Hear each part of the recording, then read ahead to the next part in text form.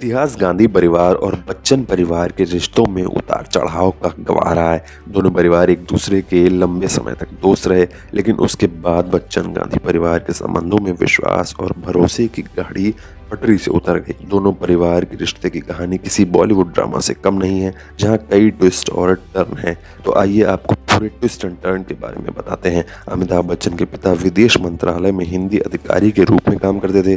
PM Jawaharlal Nehru उनकी बहुत इज्जत करते थे और इलाहाबाद में रहते हुए दोनों परिवार बहुत करीब आ गए। अमिताभ बच्चन की मां तेजी बच्चन नेहरू की बेटी इंदिरा गांधी की बहुत अच्छी दोस्त बन गई। बाद में जब बच्चन परिवार दिल्ली शिफ्ट हुआ, तेजी बच्चन को सोशल एक्टिविस्ट के रूप में जाना जाने लगा और इंदिरा के साथ उनकी दोस्ती गहरी होती गई। 1984 में इंदिरा गांधी की हत्या तक दोनों परिवारों के संबंध बहुत घनिष्ठ रहे।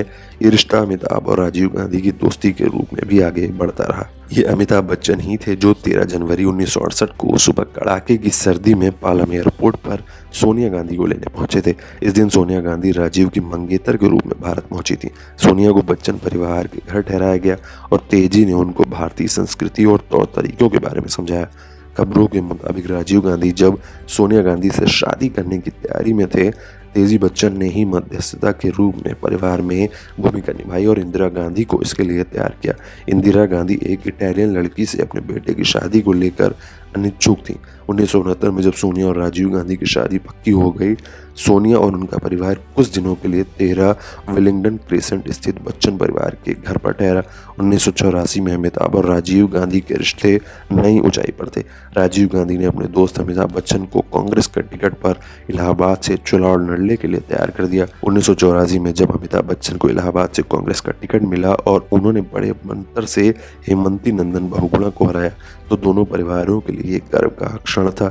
इसके बाद दिल्ली में अमिताभ बच्चन कांग्रेस की यूथ ब्रिगेड का हिस्सा बन गए।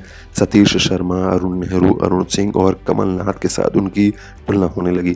3 साल बाद अमिताभ ने राजनीति छोड़ दी और उन्होंने इस्तीफा दे दिया। दरअसल एक अखबार ने बोफोर्स घोटाले में उनकी संलिप्तता को लेकर एक खबर छापी थी। बाद में सुप्रीम कोर्ट की ओर से अमिताभ बच्चन को इस मामले में क्लीन चिट मिल गई।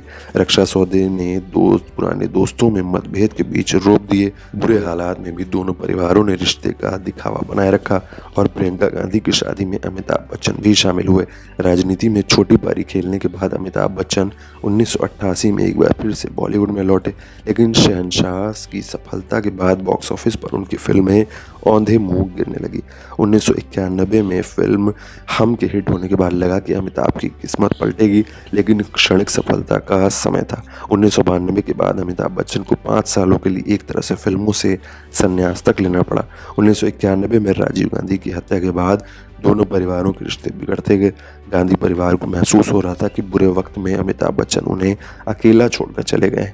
एक परिवार जो प्रधानमंत्री के आवास में कभी भी आ जा सकता था, अचानक से उसे अछूत समझा जाने लगा। दूसरी ओर अमिताभ बच्चन का कहना था कि गांधी परिवार उन्हें राजनीति में लेकर आया और परेशानी के समय उन्हें बीच में ही छोड़ दिया। इसके साथ ही जब बच्चन की कंपनी ABCL दिवाला हो गई और अमिताभ आर्थिक संकट से जूझ रहे थे, गांधी परिवार ने उनकी मदद नहीं की। इस संकट ने दोनों परिवारों के रिश्तों को डुबो दिया और अमिताभ बच्चन की पत्नी जया बच्चन अपनी निराशा को पब्लिक में छुपा नहीं पाई। इसी बीच अमिताभ की जिंदगी में अमर सिंह की एंट्री होती है और समाजवादी नेता ने बिग बी को पूरी मदद की। अमिताभ और अमर की दोस्ती बढ़ गई और आगे चलकर समाजवादी पार्टी की ओर से जया बच्चन को राज्यसभा का सांसद बनाया गया।